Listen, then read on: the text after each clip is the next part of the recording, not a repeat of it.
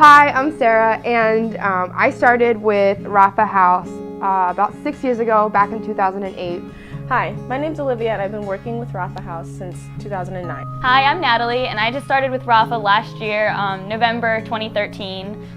I was kind of part of a group of students that came up with the idea that, hey, we need to start this group. We were at CIY mission trip in Tennessee for the summer. We were showed this video called Bot. It was a documentary about a girl who had been sold into sex trafficking in Cambodia. The movie really just showed the horrors of it, and it really just touched deep into the heart of me and my fellow students that were with me there.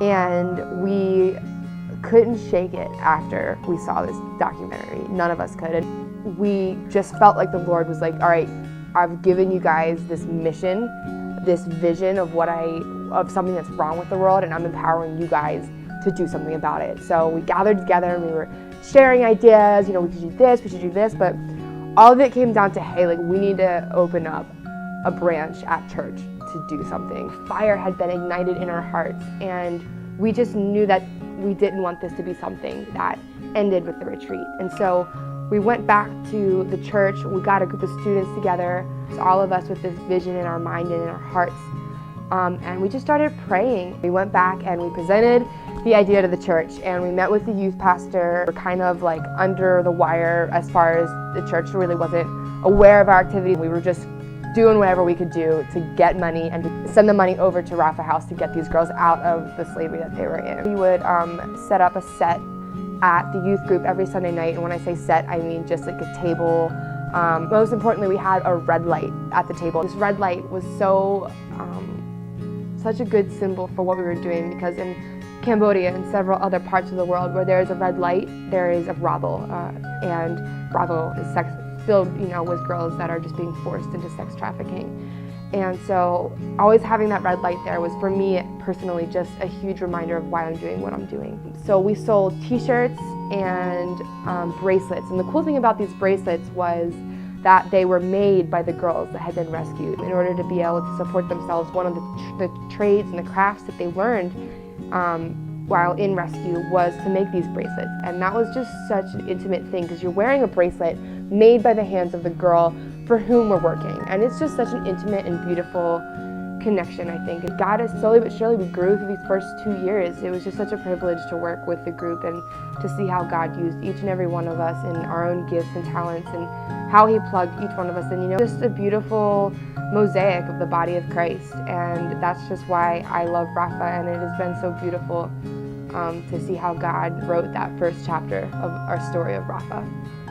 Honestly, I came in on the tail end of what was an amazing fire that was coming forth from an amazing trip. I got to bring my friends together and unite and have this passion flow through all of us to be the hands and feet of Christ, to fight this type of slavery and to make sure that it does end. Since then, we've been selling bracelets, and right after that, we graduated to the big stuff like t-shirts, which is really, really cool. Now we have backpacks that I carry one around the school, and I get asked questions about it all the time. That led on to more events, like having a fashion show, which is in its 5th year this year.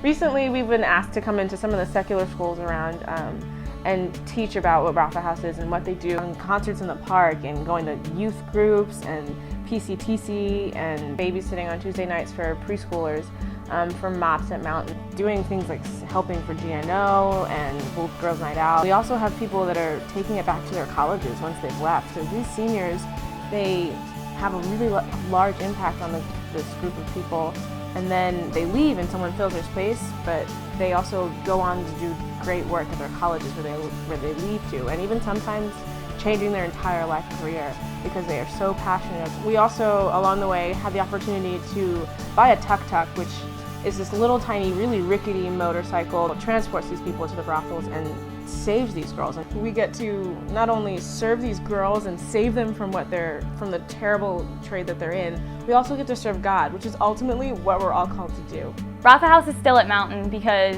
the industry is still growing. We have more slaves today than we've ever had.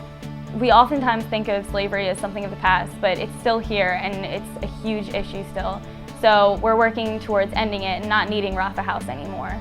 We don't want to have any slaves left in the world. It starts with awareness of the issue, because a lot of people don't really know everything that's going on, because we kind of live our live in our bubble at home where everything's perfect. It's awesome to have a great life, but when we do have a good life and God's calling us to work for other people, then that's where we need to be. We need all the help we can get, and there are so many ways that you can get involved by doing simple things like praying for the girls over in Cambodia and all over the world, and praying for the people who are working for them. And you can donate in a lot of different ways, and you can give your time and showing up to events like fundraisers, buying the merchandise that the girls have made, such as the bracelets. The bracelets and the bags and wallets are awesome conversation starters. The awareness is where you need to start, and talking with your friends is a huge part of awareness. You can even start your own group at your church, and because it started with one person at Mountain Christian. That's all you need to light the fire. You just need one person. We need to be a voice for the girls because they're silenced over there. They can't do anything about their situation without our help and without our prayer. And God's calling us to speak up, and if we're not going to, then who is?